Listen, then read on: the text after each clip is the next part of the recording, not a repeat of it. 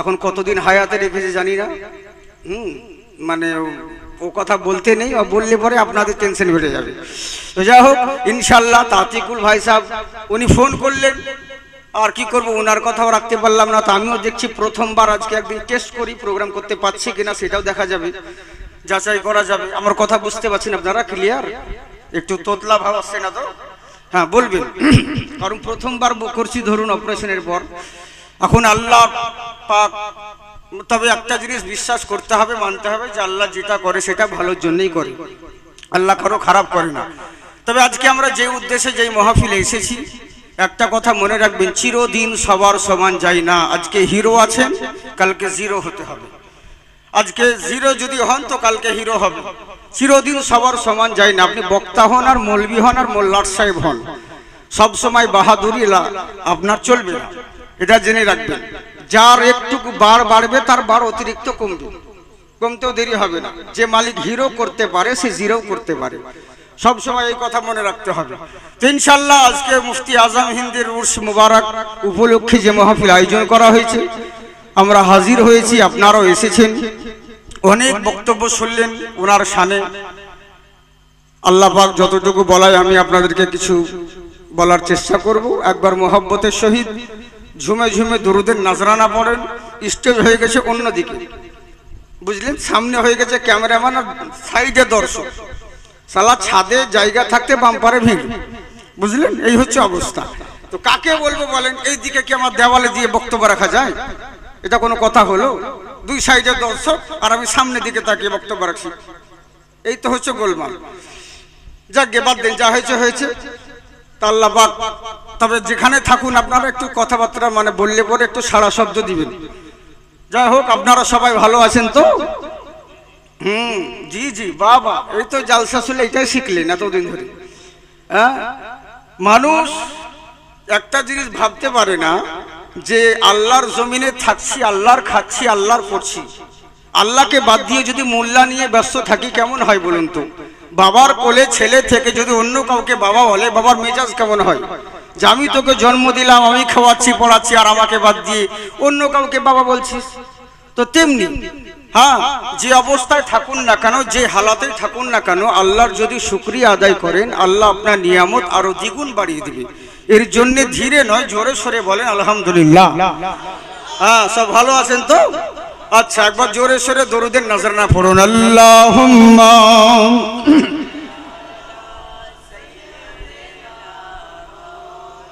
মুহাম্মদ ওয়া আলা সাইয়্যিদিনা।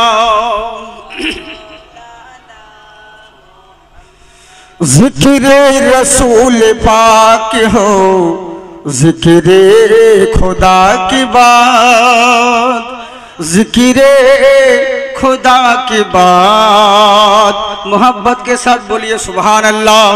जिक्र रसूल पाक हो, जिक्र खुदा की बात, जिक्र खुदा के बाद, जिक्र रसूल पाक हो,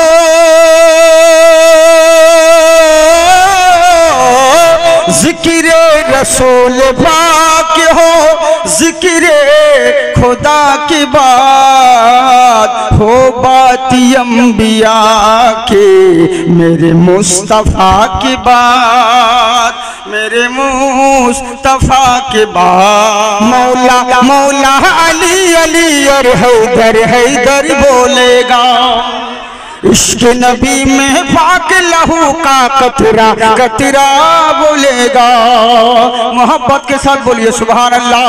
मौला मौला अली अली और हैदर हैदर बोलेगा, इश्क नबी में पाक लहू का कतरा कतरा बोलेगा। लाख लगाए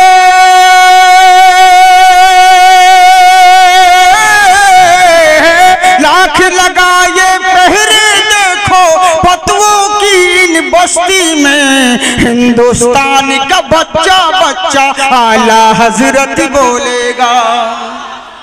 मोहब्बत के साथ बोलिए सुभान अल्लाह। नजराना मत दीजिए, नजराना देने के लिए उतना नात नहीं पढ़ रहा हूँ, कम से कम सुभान अल्लाह तो बोलिए।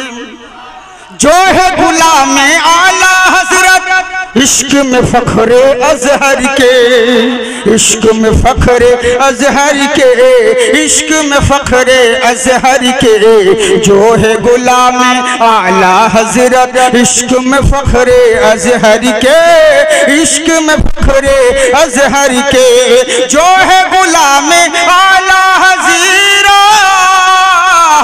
जो है गुलाम आला हजरत इश्क में फखरे अजहर के, इश्क में फखरे अजहर के, बस्ती बस्ती करिया करिया ताजु शरिया बोलेगा, हिंदुस्तान का बच्चा बच्चा आला हजरती बोलेगा। আমার আল্লাহ রাব্বুল আলামিন বলে বান্দা শোনো, তোমরা দুনিয়ার বুকে যারা রয়েছে জেনে রাখো আল্লাহকে ভয় করো। দুনিয়ার বুকে থাকতে হলে নারায়ণজনকে ভয় করে থাকো, কিন্তু ভয় করতে হলে তোমার আল্লাহকে ভয় করো।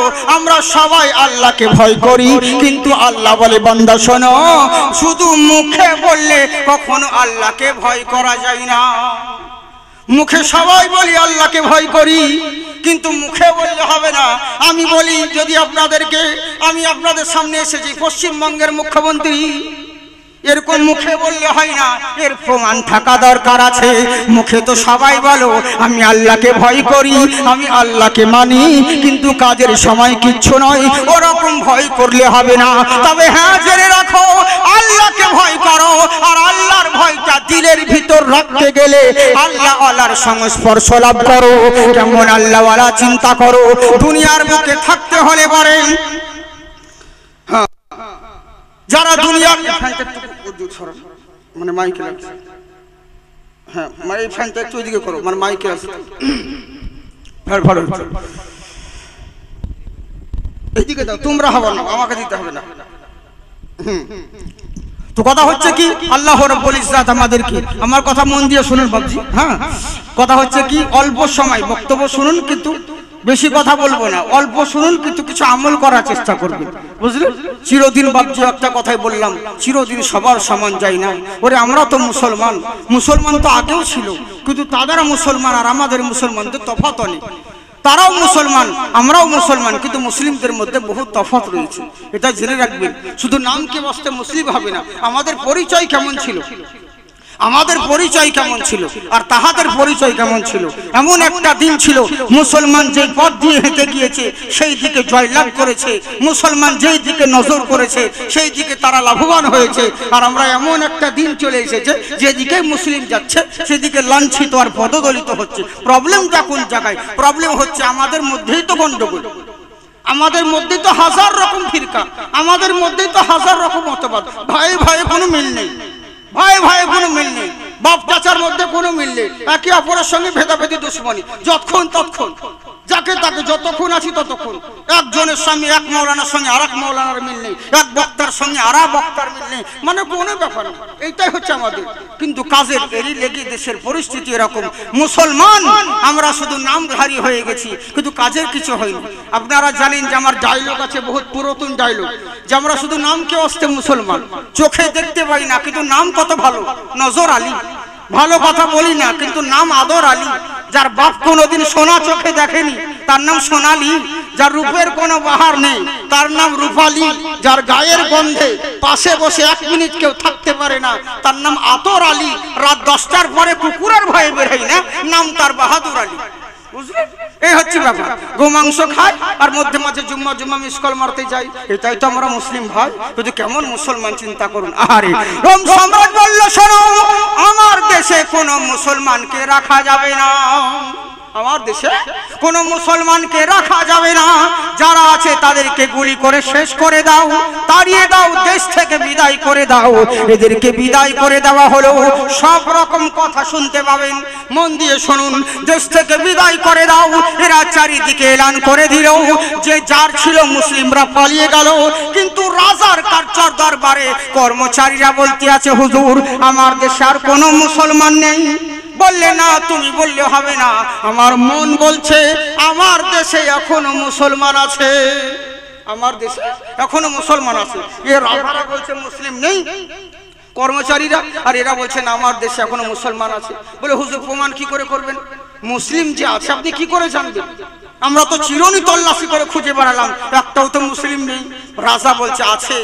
তো বলে কি করবো হুজুর, পরীক্ষা করবো কি করে? বলে পরীক্ষা করতে গেলে একটা যুক্তি তোমাদেরকে বলছি।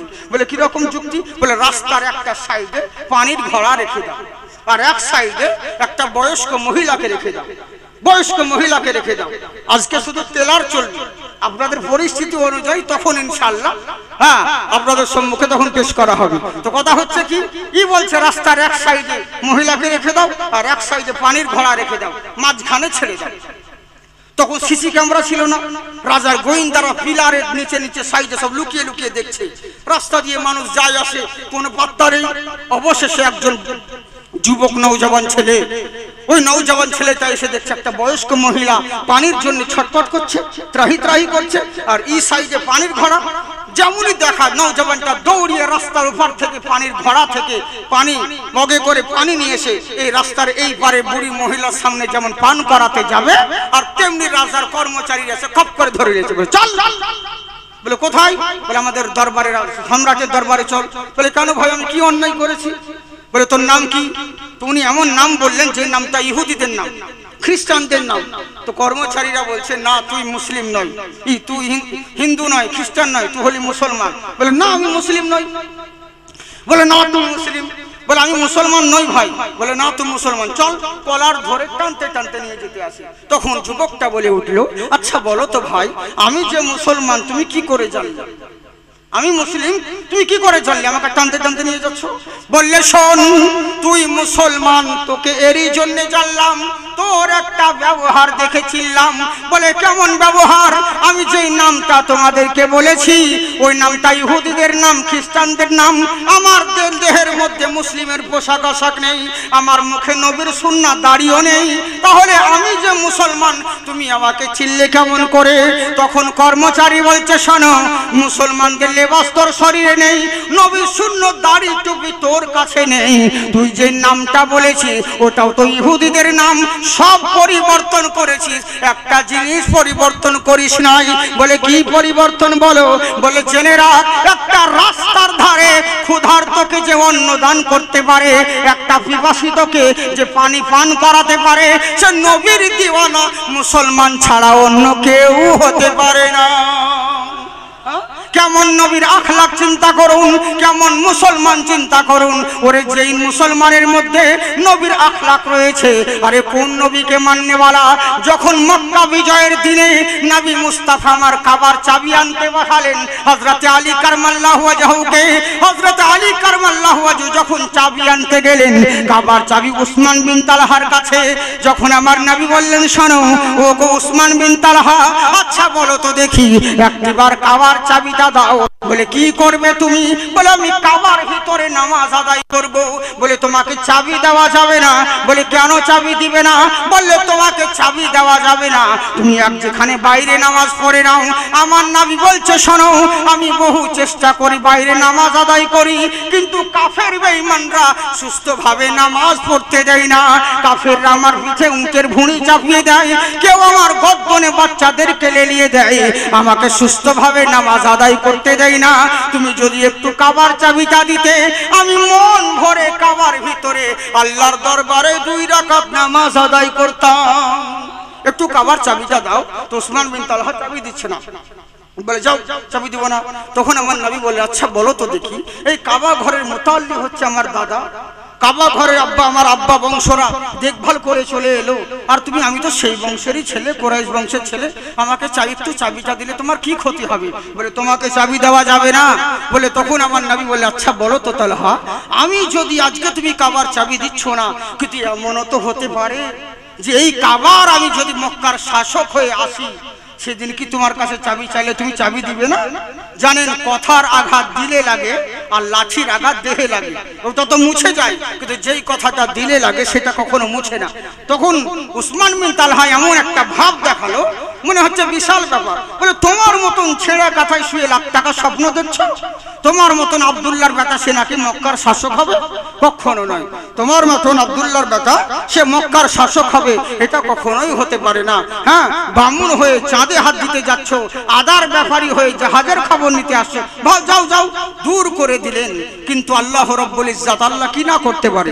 ইন্নাকা আলা কুল্লি শাইইন কাদির। আমার আল্লাহ বলে বান্দা শোনো, বেশি বাড়াবাড়ি করো না।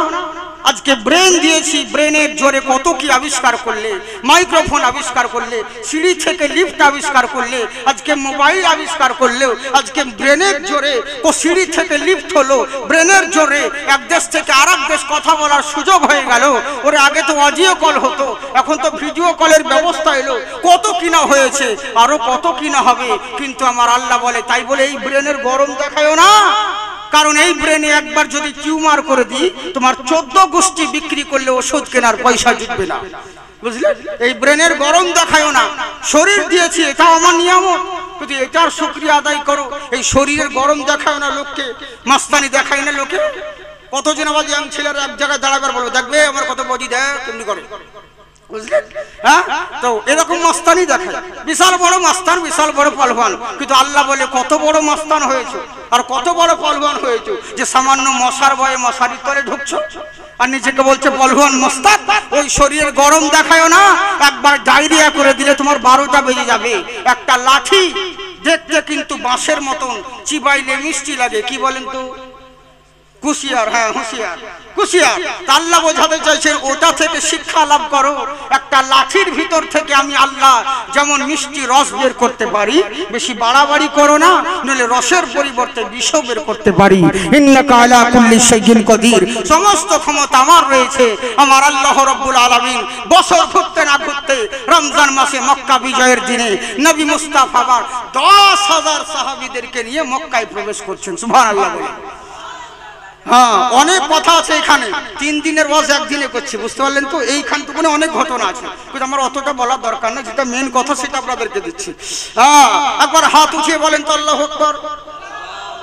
হ্যাঁ, সবাই উঠাই না, আবার ইয়ারাই ভোটে শুনে লুঙ্গি তুলে চিল্লাবে ইনকলাব জিন্দাবাদ, বডি থাকবে মাথা বাদ। আমার ডায়লগ, আমার এখানে একজন ভাই বলছে যে আপনার তো একটা ডায়লগ শুনেছি, খুব বলেন, কথাটা আপনাকে ক্লিয়ার করে দিচ্ছি। আমি এটাই বলি। হ্যাঁ, কতজন বলে জাকির সাহেব তোমরা বলো আমরা বাদ।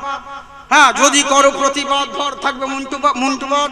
আমি বলি ভয় করি না, আমার জন্মস্থান মুর্শিদাবাদ, বুঝলেন তো? যে হাত আল্লাহ আল্লাহ রসুলের নামে উঠে ওই হাতে কোনোদিন লাকুয়া পড়ে না। একবার হাত উঠিয়ে বলেন ইয়া রাসূলুল্লাহ, মাশাআল্লাহ, জিন্দাবাদ থাকুন। কে দর্শন কে দিন ওয়া লহরাইল হো জতি মক্কা মদিনা, মৌসম বাহার ফির আইল হো ও জতি মক্কা মদিনা। হ্যাঁ, আমি তো শায়ের নই, আপনাদের সম্মুখে তো শায়ের সাহেব আছেন।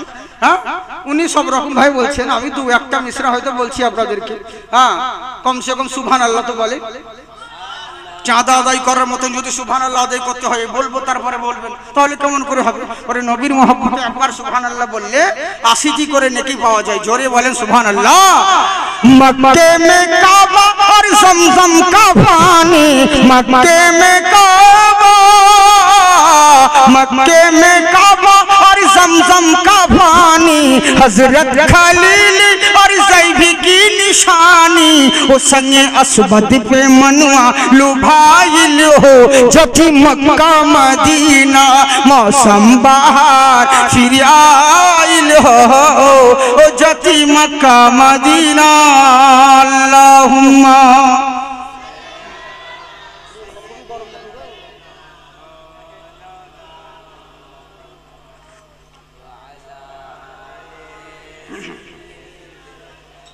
मौलाना मुहम्मद সাল্লাল্লাহু তাআলা আলাইহি ওয়াসাল্লাম। তো যাই হোক বাবজি, সোনামুখী আমার, এবার করলো তাকি চিন্তা করুন আমরা কোন নবীর উম্মত। আরে হেদায়েত কাকে বলে? হেদায়েত কোন জায়গায় পাওয়া যায়? চিন্তা করুন আমরা কেমন মুসলমান আর কোন নবীকে মাননেওয়ালা। আহারে, যেমন মক্কা বিজয়ের দিনে এখানে প্রবেশ করলেন, আমার নবী মুস্তাফা বললেন শোনো, রাস্তায় যেতে যেতে রমজান মাস, সাহাবীদেরকে নবী আমার বললেন শোনো, তোমরা আজকের দিনে রোজা ভেঙে দাও। রোজা ভেঙে দাও। সাহাবীরা বললে ওরা এত কষ্ট করে রোজা রেখেছে, রোজা ভেঙে দেবো মানে নাকচ করতে আসে, মানে রোজার প্রতি একটা মহব্বত আছে। আমার নবী মুস্তাফা সাল্লাল্লাহু আলাইহি ওয়াসাল্লাম তাবুর ভিতরে ঢুকলেন। হযরত হাফসা রাদিয়াল্লাহু তাআলা মা আমার বলছেন, হুজুর আপনি এত রাগান্বিত কেন, এরকম করছেন কেন? বলে আর বলো না, সবাইকে রোজা ভাঙতে বলছি তো সবাই তো কেমন জানি একটা ভাব দেখাচ্ছে, মনে হচ্ছে রোজার প্রতি শুধু ওরাই মহব্বত করে। আমার মা হাফসা রাদিয়াল্লাহু তাআলা নবী মুস্তাফাকে বলছেন, হুজুর আপনি রাগ করবেন না, আপনি দুঃখ করবেন না। কেন না? কারণ আপনি যদি রাগ করেন মহান আল্লাহ নারাজ হয়ে যাবে। আপনি নারাজ হবেন না সাহাবীদের উপরে, কখন না জানি গজব চলে আসতে পারে। তো এক কাজ করুন। বলে কি? বলে আপনি ওনাদেরকে বলতে হবে কেন, আপনি নিজেই রোজা ভেঙে দেন, দেখবেন কাউকে বলতে হবে না, ওরা অটোমেটিক রোজা ভেঙে দিবে। সুবহানাল্লাহ বলে। হ্যাঁ, সাহাবীরা এমন নবীকে মানতেন। বিবির কথা কঠিন বাবা, আল্লাহ বিবিকে ওই পাওয়ার দিয়েছে, মেয়েদেরকে ওই পাওয়ার দিয়েছে, ওরা ইচ্ছে করলে পরে যে কোনো স্বামীকে জান্নাতি বানাতে পারে, আবার ইচ্ছে করলে পরে জাহান্নামের দিকে ঠেলতে পারে। আর বেশিরভাগই এখন জাহান্নামের দিকেই ঠেলছে, জান্নাতের দিকে করে না। স্বামী যদি দিন রাত নামাজ না পড়ে, কোনো স্ত্রী বলবে না স্বামীকে, ওগো চলো নামাজটা পড়ো, নামাজ না পড়লে তোমাকে শুতে দিব না, নামাজ না পড়লে তোমাকে খেতে দিব না, ও কথা বলবে না। কিন্তু অনেক সময় মেয়েরা আমরা এরকম করি। কিন্তু কোন স্ত্রী যদি স্বামীকে নামাজের জন্য তাকিদ দেয়, নামাজের জন্য কোন স্ত্রী যদি স্বামীর সঙ্গে ঝগড়া করে, ওই ঝগড়াতে কোনো পাপ হবে না, বরঞ্চ নেকি হবে। স্ত্রী আর স্বামী দুজন মিলে যদি ইবাদত করে, মহান আল্লাহ রাব্বুল আলামিন বলেন ওই ঘরের ভিতরে আল্লাহর রহমত নাযিল হবে। সুবহানাল্লাহ। কিন্তু আমরা তা তো করি না। স্বামীকে বলবো তো দূরের কথা, শুধু ঝগড়া ঝগড়া। হ্যাঁ, স্ত্রী স্বামীকে কথা বলে না, স্বামী স্ত্রীকে বলে না, কথায় কথা দুদিন অন্তর ঝগড়া হয়ে গেল। বাদশাহ উজিরকে বললো, শোন রাত 10টার সময় হাজিরি দিতে হবে আমার দরবারে, আর যদি না সকাল 8টার সময় হাজিরি দিতে হবে, যদি হাজিরি না দিস তো তোর কপালে কষ্ট আছে, চাকরি চলে যাবে। উজির বললো ঠিক আছে হুজুর, কোনো ব্যাপার নেই, আমি একদম ভোর বেলাতেই চলে আসবো, হাজিরি দিয়ে দিবি। সকাল 8টায় যেহেতু মঞ্জুরি হবে, আমাকে ভোর বেলায় 4টের দিকে হাজিরি দিতে চলে আসতে হবে, আমি চলে আসবো হুজুর। কিন্তু বাড়ি আসার পরে মনে পড়ে গেল, রে যা, আমি তো বাদশাকে বললাম যে ভোর 4টার সময় হাজিরি দেবো, কিন্তু আমার তো 3 দিন থেকে বউয়ের সঙ্গে কথাবার্তা নাই। তো কি করছে, বারান্দায় বসে বউয়ের দিকে স্বামী তাকাচ্ছে, স্বামী বউয়ের দিকে তাকাচ্ছে। ও ভাবছে ও আগে কথা বলো, ও ভাবছে ও আগে কথা বলো, কিন্তু কেউ বলে না। ই দেখছে আমি বললে হেরে যাবো বলে তুমি আগে বলেছো। তো স্বামী উজির দেখছে যা হবে হবে, রাত তো হয়ে গেল, চল ঘুমোতে হবে, যেহেতু ভোরবেলা উঠতে হবে। ই একটা কাগজে লিখেছে যে দেখ ভোর 4টের সময় বাদশার দরবারে হাজিরি দিতে হবে, আমাকে ভোরবেলায় উঠিয়ে দিবি, না উঠালে কিন্তু তোর কপালে কষ্ট আছে। এই কাগজে লিখে বউ ঘুমিয়েছিল, বউয়ের বালিশের তলায় ভরে দিয়ে উজির ঘুমিয়ে গেছে নিজের জায়গায়। এবার ঘুম থেকে যখন উঠছে সকাল 8টা বেজে গেছে।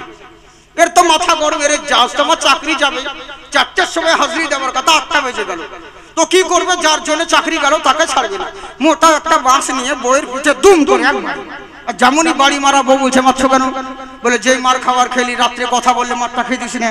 বলে মারছো কেন আগে সেটা বলো। বললে শোনো, কেন মারবো না তোকে, তোর হুঁশ নাই? আজকে বাদশার দরবারে হাজিরি দিতে হবে, ভোর 4টের সময় উঠিয়ে দিতে বলেছি। বলে কখন তুমি আমাকে বললে? বলে তোর বালিশের তলা দেখেছ নি, কাগজে যে লিখে দিয়েছি। তো বউ বলছে আমাকে বলার আগে তুমি নিজের বালিশের তলা আগে দেখো। তো ইউজির দেখছে ওর বালিশের তলায় একটা কাগজ ঢুকানো আছে, কাগজে বউ লিখে দিয়েছে 4টে বেজে গেছে, উঠবে তো উঠো, নইলে আমার কোনো দোষ নাই। বুঝলে মানে কেমন মহাব্বত, কেমন ভালোবাসা বাসি, এই তো হচ্ছে আমাদের অবস্থা। বুঝলেন তো মা বোন সোনামুখী, আল্লাহ তোমাদেরকে ওই কোয়ালিটি দিয়েছে, স্বামী স্ত্রীতে ঝগড়া নয়। স্বামী স্ত্রী যদি চোখে চোখে তাকিয়ে মুচকি হাসো, হ্যাঁ ইনশাআল্লাহ 70টা সুন্নাতের নেকি আদায় হবে। কিন্তু তোমরা তা তো করো না, শুধু ঝগড়ার ঝগড়া। একটু কিছু হলে পরে মেয়ে ছেলে এমন খারাপ, কিছু যদি হয় স্বামী 14 গোষ্ঠীকে পর্যন্ত ছাড়ে না গাল দিতে। হ্যাঁ গো, আর যাকে রাস্তায় দেখতে পাবে তাকে তুলে গাল দিতে লাগবে। হ্যাঁ, হয়তো কোনো মৌলবি যদি ওকে চুপাতে গেল, এই চুপে কেন মামুন, রাস্তার ধারে মসজিদে তোমরা ঝামেলা করছো, তখন বাস মৌলবি তোর এই হয়, মৌলবি তোর ওই হয়, এবার মৌলবিকে তুলে গাল দিতে লাগবে। বুঝলেন, এই তো হচ্ছে আমাদের সমাজের পরিস্থিতি। যাজ্ঞে এখনো সময় আছে সোনামুখী আমার, কদিনকার দুনিয়া বলুন, আজ আছেন কালকে নেই, চিরদিনের সমান নয়। তাই ভাবছি সময় থাকতে হেদায়াত হয়ে যান, সময় থাকতে বাড়ির মধ্যে নিজেদের মধ্যে ঝামেলা ঝঞ্ঝট না করে মহব্বত পয়দা করুন। আপনারা যদি না শিখেন তো আপনাদের পেটের ছেলেরা কি করে শিখবে? আপনারা শিখছেন না, আপনারা কিছু জানেন না বলেই তো আপনাদের এই অবস্থা। বলে তো আজকে আপনাদের এই অবস্থা। আজকাল মুসলমান মা বোন মসজিদ তো আছে, কিন্তু মেয়েদেরকে জিজ্ঞাসা করুন, মুসলমান এত জলসা শুনে একটা মেয়ে বলতে পারবে না সহজে যে 1 জানুয়ারি হ্যাপি নিউ ইয়ার সব করো। তুমি মুসলমান, তোমার নতুন বছর কবে, তোমার হ্যাপি নিউ ইয়ার কবে, বলতে পারবে না। আচ্ছা বলো তো তোমার মসজিদের যুবক ভাই, তোমার মসজিদের কটা জানালা কটা দরজা, সহজে সবাই বলতে পারবে না। তুমি যে জুম্মার নামাজ পড়তে যাও কি নিয়ত, সহজে বলতে পারবে না, বুঝলেন? কিছুই জানে না আমাদের অনেক মানুষ। আর আমাদের কিছু কিছু মুসলিম মা বোন ভেবেছে কিছু কোরআন শরীফ কিছু দোয়া শিখে নিল, কাজ হয়ে গেল। আমাদের ছেলেও যেমন স্ত্রীও তেমন, এরই লেগেই তো দেশের পরিস্থিতি এরকম হয়েছে। এখনো সময় আছে, সুধরে যান, নইলে সবই বেকার হবে। তো বুঝলেন, মেয়েদেরকে আল্লাহ ওই কোয়ালিটি দিয়েছে। এবার করলো কি, যেমন আমার মা হাফসা নবী মুস্তাফাকে বললেন, সঙ্গে সঙ্গে নবী একদম জালালি থেকে জামালি মেজাজে চলে এলেন, নম্র মেজাজে, কাউকে কিছু না বলে নিজে একটা খুরমা খেজুর নিয়ে পানি পান করে রোজা যেমনই করলেন, আর সঙ্গে সঙ্গে করলো তা কি, হ্যাঁ যেমনই সাহাবীরা দেখেছেন, হাই হাই আমরা কি করলাম রে, আজ মনে হয় আল্লাহ আমাদের উপর নারাজ হয়ে যাবে। তাড়াতাড়ি যার যা তাবুতে যা ছিল সব খেয়ে রোজাকে মানে বুঝলেন রোজা সবাই ভেঙে দিল। এবার করলো কি, এতে বুঝতে পারলেন ইসলামের জন্য রোজা রাখা যেমন জায়েজ আছে তেমনি ভাঙাও জায়েজ আছে। সুবহানাল্লাহ বলে, বুঝলেন? এবার করলো কি, নবী মুস্তাফা সাল্লাল্লাহু আলাইহি ওয়াসাল্লাম সাহাবাবর্গদেরকে নিয়ে মক্কায় প্রবেশ করলেন। সমস্ত কাবা ঘরে চত্রে যখন হাজির হলেন, মক্কাবাসী যারা রয়েছে কাফের বেঈমানরা, এদের মনে ত্রাহি ত্রাহি করতে লাগলো, আজকে আমাদের রেহাই নেই, আজ আমাদের শেষ নেই, আজকে হয়তো আমরা কতল হয়ে যাব, আমাদের বিবিরা হয়তো বেওয়া হয়ে যাবে। অনেক বিবিরা ভাবে আজকে আমাদেরকে বিধবা হতে হবে, আজকে আমাদের স্বামীরা কতল হয়ে যাবে, সবকে শেষ করে দিবে, ধূলিসাৎ করে দিবে। কেন দিবে? কারণ কিছুদিন আগে ওই মুসলমানদেরকে কত অত্যাচার করেছি, নবী মুস্তাফার পিঠের উপরে উটের ভুঁড়ি চাপিয়ে দিয়েছি, কত জুলুম নির্যাতন আমরা করেছি। তাহলে আজকে যখন ওরা জয়ী হয়েছে, আজকে বদলা তো নিতেই হবে। যেহেতু বদলা নেওয়ার জন্য সবাই চলে আসছে, আজ আমাদেরকে শেষ দিন মনে হয়, আর দ্বিতীয়বার দিনের মুখ দেখতে পাবো না, আজকে আমাদেরকে কতল হতে হবে। নানান জনের মনে নানান রকম, সবাই ভয়ে কি আলোক আতঙ্কিত হয়ে আছে। কিন্তু আমার নবীর কথা দেখুন, আল্লাহ রাব্বুল ইজ্জাতের পয়গম্বর আমার নবী মুস্তাফা সাল্লাল্লাহু তাআলা আলাইহি ওয়াসাল্লাম বললে, শোনো গো ও আমার মক্কাবাসীরা, তোমরা কেউ টেনশন করবে না, তোমরা কেউ ঘাবড়িয়ে যাবে না। আমি নবী পৃথিবীর বুকে বদলা নিতে আসিনি, আমি ক্ষমা করে দিতে এসেছি। সুবহানাল্লাহ। কেমন নবীর আখলাক, এরই জন্য তো গুরু নানক বলে, শোনো ওম পুরুষোত্তম ভগবান দীপিয়ন্তি করুলমা পধারিত ওঙ্কার নমস্তস্য বিদ্যাশ্বরী মহালক্ষ্মী পূর্বিদয়হা। দুনিয়ার বুকে বহু মহান ঋষিকে দেখেছো, বহু মহামানবকে দেখেছো, বহু পৃথিবীর বুকে মানবকে দেখেছো, বহু সৃষ্টিকে দেখেছো, কিন্তু এমন একজন মহামানব, এমন একজন মহান সৃষ্টি রয়েছে যার সঙ্গে কারো তুলনা হয় না। এখানে একটা কথা বলি, আমি যখন সংস্কৃত পড়ি তখন উল্টো করে পড়ি, যেমন আলহামদুলিল্লাহ রাব্বিল আলামিন আর রহমানির রহিম, প্রথমে মানে করো আলহামদুলিল্লাহ রাব্বিল আলামিন, তারপরে আর রহমানির রহিম। কিন্তু আমি করি কি, আর রহমানির রহিম মানে আগে করি, তারপর আলহামদুলিল্লাহ বলি সংস্কৃতে। কেন বলেন তো? কারণ আজকাল নকল বহুত উঠেছে, আজকাল বক্তার অভাব নেই, শুধু আলিমের অভাব, বুঝলেন? যোগ্য আলিমের অভাব রয়েছে, কিন্তু বক্তার অভাব নেই, অলিতে গলিতে বক্তা, বুঝেছে? এরই জন্য উল্টো করে বলি, যেন পড়লে ধরা পড়ে যায় যে মাল নকল করে বলছি, বুঝলেন তো? এরই জন্য আমি উল্টো করে সংস্কৃত বলি। সেদিন যেমন আপনাদের কালিয়া চকে এইদিকে ইংলিশ পাড়ার দিকে জালসা করতেছে, বক্তা বক্তব্য খুব সংস্কৃত ঝেড়েছে, আর পাশে হিন্দু গ্রাম, হিন্দুরা সব শুনেছে, সব এসেছিল, হ্যাঁ খুব একদম চতুর্বেদী শুনে সব ওরা সব শুনেছে, আর মোবাইলে রেকর্ডিং করে রেখেছে।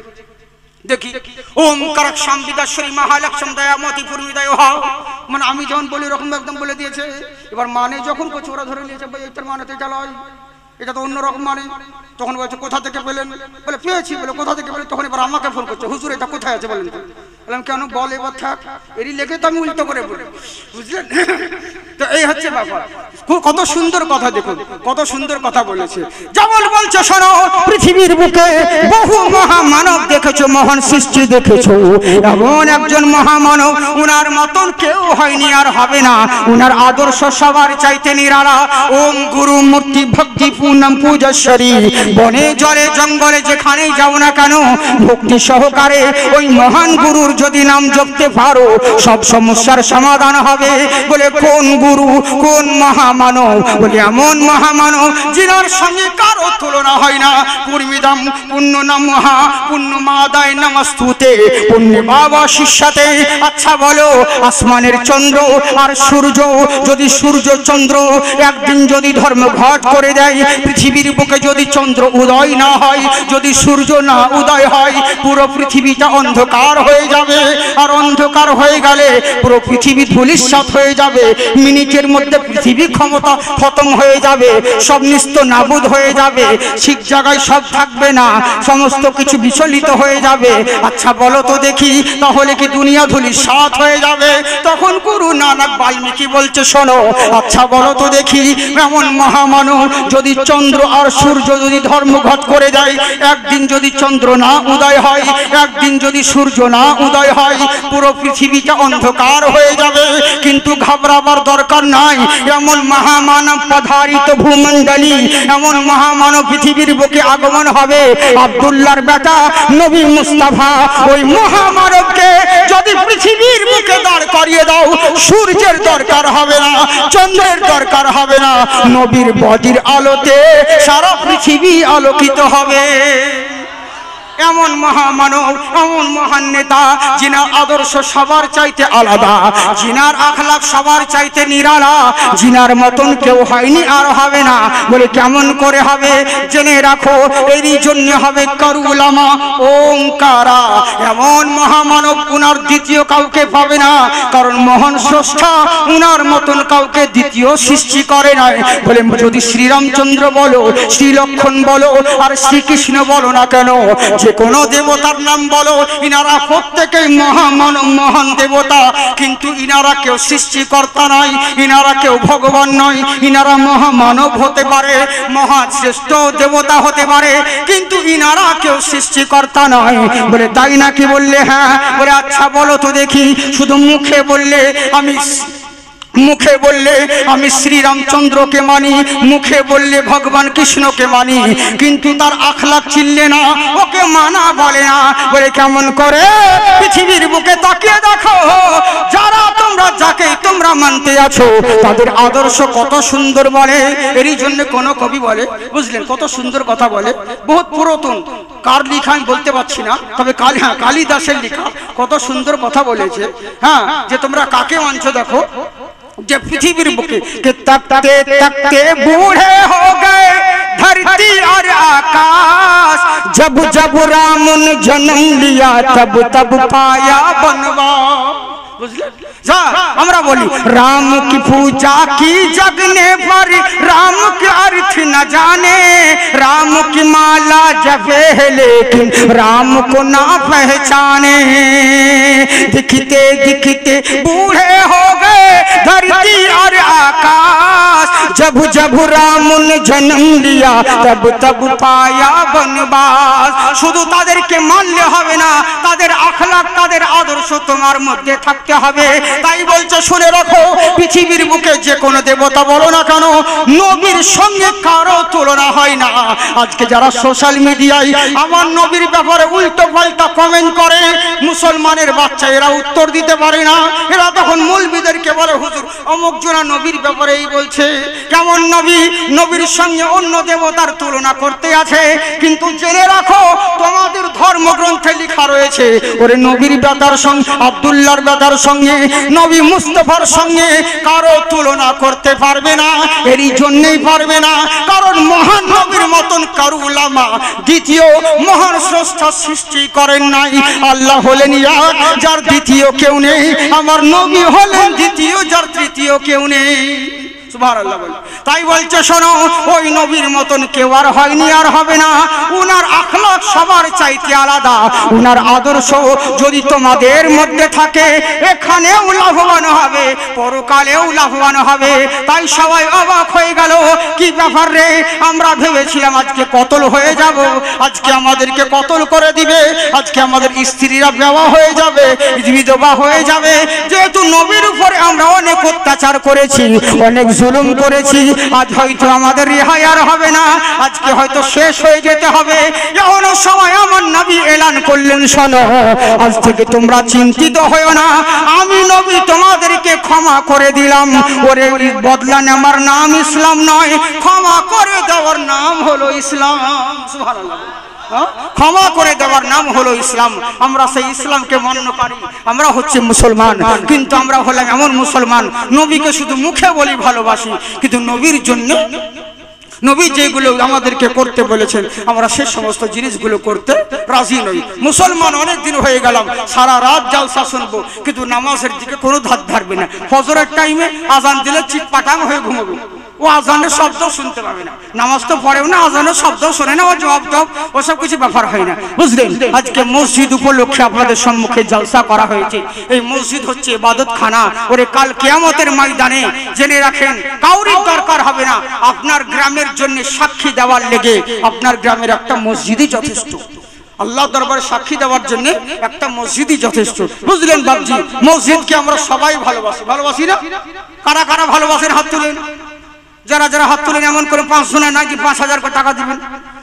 আমি চাইবো না, আমি কালেকশন বক্তা নই, আর আমার জোর জবরদস্তি চাওয়া অভ্যাসও নাই যে বারবার বলবো দেন গো দেন গো, ওরকম বারবার বলবো না, হয়তো 5-6 বার বলবো, বুঝলেন। হ্যাঁ, বারবার বলার প্রয়োজন নেই। আপনাদের ইচ্ছে যদি হয়তো ইনশাল্লাহ দিবেন, জোর করবো না। হ্যাঁ, আর যদি না থাকে কোনো ব্যাপার নেই, কালকে দিবেন। নাই, একজন আছে 5000 টাকা দিবেন মসজিদের লেগে, ইনশাল্লাহ। আপনারা ভালো মানুষ, আপনারা খুবই ভালো মানুষ সত্যি, আর আমরা ভালোই মানুষ, শুধু জুতো চুরি করি তাই, বাকি আমরা ভালো মানুষ, সবই ভালো। হ্যাঁ, ইনশাল্লাহ। যাকে নাই, আমাদের তো এরকমই হচ্ছে, সব ভালো কিন্তু আসল জায়গায় গন্ডগোল। ছেলে আমার সব ভালো, হুজুর কোনো নেশা ভাঙ করে না, বন্ধু বান্ধবদের সঙ্গে আড্ডা মারে না, জুয়া খেলে না, তাস খেলে না, লুডু খেলে না, ক্যারাম খেলে না, কিছু খেলে না, শুধু বন্ধুদের পাল্লায় পড়ে মাঝে মধ্যে মদটা খায় তাই, বাকি ওসব কোনো করে না। আমার ছেলে খুব ভালো। বিয়ে করতে গিয়ে গো, বউ দেখতে গিয়ে, মাস্টারের বিয়ে দেখতে গিয়ে কি ঝামেলা, হাইরে হাইরে, বউকে এমন ভাবে সাজিয়ে নিয়ে এসেছে, বউকে জিজ্ঞাসা করা হচ্ছে সব রকম, আই বিয়ে পাস করো, মুখ পাস করো, সব বললো। বলার পরে এবার জিজ্ঞাসা করা হচ্ছে, জাকির ভাই তুমি কিছু বলো। এবার আমি কি বলবো, কে বলুন। আমি বলছি ভাই আমি কি বলবো ওকে, তোমরা তো যা জিজ্ঞেস করা করে নিলে, আমি আর কি জিজ্ঞেস করবো। কিছু জিজ্ঞেস করো যখন এসেছো। এবার মেয়েকে জিজ্ঞেস করছে, আচ্ছা বোন তুমি আরবি পড়তে জানো, আরবিক জানো? জানি। তো ও তো জানি বলছে, ওর পাশে বুড়ি ছিল নানি, ও নানি বুড়ি ওরা বা ফিকা বেশি। ও আবার বলছে হুজুর শুধু কোরআন শরীফ দাও, আমার নাতনি 4 বার খতম দিয়ে দিয়েছে, যা দোয়া বললেন সব দোয়া জানে। আমি ওকে দোয়া জিজ্ঞেসই করতাম না, কিন্তু ওই যে নানি বুড়ি বলছে সব দোয়া জানি আমার নাতনি। বাহ, আচ্ছা বোন তুমি দোয়া জানো? বলে হুম। আচ্ছা বলো তো ভাত খাওয়া দোয়া কি? বলে আল্লাহুম্মা ইন্নী আউযুবিকা মিনাল খুবসি ওয়াল খাবাইস। বুঝলে তো সবাই বলছে হুঁ দেখো কি আছে। মাস্টারকে বলছে মাস্টার হয়েছে? বলে হ্যাঁ হয়েছে। ও শালাও তো জানে না, বুঝলে, ও তো তালকানা, ও তো বলছে জানি না, হ্যাঁ হয়েছে। এই হচ্ছে অবস্থা। ওকে জিজ্ঞাসা করছে ভাত খাওয়ার দোয়া, ও আমাকে বাথরুমে যাওয়ার দোয়া বলছে, টয়লেট যাওয়ার। এই তো হচ্ছে আমাদের অবস্থা। সব ভালো, শুধু আসল জায়গায় আমরা ফেসে যাই, জানি না, এটাই হচ্ছে ব্যাপার। সবই ভালো, নামাজটা পড়তে যাই না। হ্যাঁ, এটাই হচ্ছে আমাদের আসল মানে কম। যাজ্ঞে সোনামুখী বাবজি আমার, খোদার ঘর মসজিদের জন্য নাই, একজন যে 5000 টাকা দিবেন ইনশাল্লাহ আমি আপনাদেরকে বিরক্ত করবো না। নাই 5 জন বলেছি, একজন তো উঠেন কমসে কম, মান সম্মান তো বাঁচানো, তাহলে আজকে করে হবে। হ্যাঁ লিখিয়ে দিবেন, এখন যে আপনাকে দিতে হবে তারা কোরবান নেই। ওরে শুধু টাকা দিব বলে দেওয়া হয় না, কতজনের টাকা দান করতে আসে, 2000 টাকার নোট নিয়ে হোঁচট খেয়ে পড়ে গেছে, টাকা হারিয়ে গেছে। আর একজনে এমনি জালসা দেখতে গেছে, যে বেরেলিতে জালসাতে কি করে দেখবো, মৌলবীরা তো শুধু গান গায়, মানে আমরা গজল বলি তো, তাই বলে বেরেলি মৌলবীরা শুধু গান গাই, কেসা কাহিনী বলেই পার হয়ে যায়। আর বিপদ হয়ে গেছে, যাদের ইলিম কালাম আছে, যারা বড় আলিম, তাদের সুর নেই, সুর করা বক্তাদের পিছনে বাঁশ দেয়। শুধু সুর করলে হবে না, গলা ফাটিয়ে কাজ চলবে হবে না, ইলিম কালামের দরকার আছে। আর যাদের সুর আছে তারা বলছে ফতুয়াবাজি করলে হবে না সব জায়গায়। হ্যাঁ, দেশের পরিস্থিতি খারাপ, মানে ই ওকে বাঁশ দিচ্ছে, ও ওকে বাঁশ দিচ্ছে, বুঝলেন। কিন্তু আসলে তা নয়, বক্তব্য রাখতে গেলে সবার পরিস্থিতি অনুযায়ী বলতে হবে। অনেক কিছু বক্তা হচ্ছে সেই যে সবার লোকের দিকে চেয়ে বক্তব্য রাখবে। শুধু আন্দাজে বলে দিলাম যে কোনো কথা ওটা নয়, কোন জায়গায় কোনটা অ্যাকসেপ্ট করবে, এটা ইনশাল্লাহ অনেক আমাদের অভিজ্ঞতা আছে আপনাদের থেকে। কোন জায়গায় কোন কথাটা চলবে, কোন জায়গায় কতটুকু বলতে হবে, এসব বিষয় আমাদের অনেক মানে এগুলো করতে আমাদের অভ্যাস হয়ে গেছে, বুঝলেন তো। আমরা শ্রোতাদের চোখের দিকে তাকিয়ে বক্তব্য রাখি। এমন কোন বক্তব্য আমি যদি বক্তব্য রাখতে যাই, আপনারা একটাও লোক থাকতেন না, উঠে বলাতে না, চল রে কালকে শুনবো, কালকে শুনবো, আজকে হবে না। কেন বলেন তো? মুফতি আজম হিন্দকে আপনারা কে চিনেন, কি বুঝেন? উনার কারামত, উনার হোসনা, উনার আখলাক আপনাদেরকে বলবো, হ্যাঁ শুনতে ভালো লাগবে, মেয়ে ছেলেরা পালিয়ে যাবে, শুনবেই না, বুঝলেন? এ হচ্ছে ব্যাপার। আলিমদেরকে ভালো লাগবে, তালিবুল ইলমদেরকে ভালো লাগবে কিছু কিছু কথা, যেহেতু ইমানের জজবা, আর আমরা তাদেরই তো ভেঙিয়ে খাই, আমরা তো তাদেরই ভাঙিয়ে খাচ্ছি, তাদের সাদকাতে আল্লাহ আমাদেরকে রুজি দিচ্ছে, এর জন্য আমাদেরকে ভালো লাগবে। কিন্তু আপনারা বুঝবেন না, কারণ আপনাদের ওই যে বিড়ির গজল শুনে ভালো লাগে, আপনাদের বিড়ির গজল শুনে আর ওই যে জীবনী শুনে অভ্যাস, আর আপনাদেরকে যদি ওই আজ করিতে চলবে? কখনোই নয়।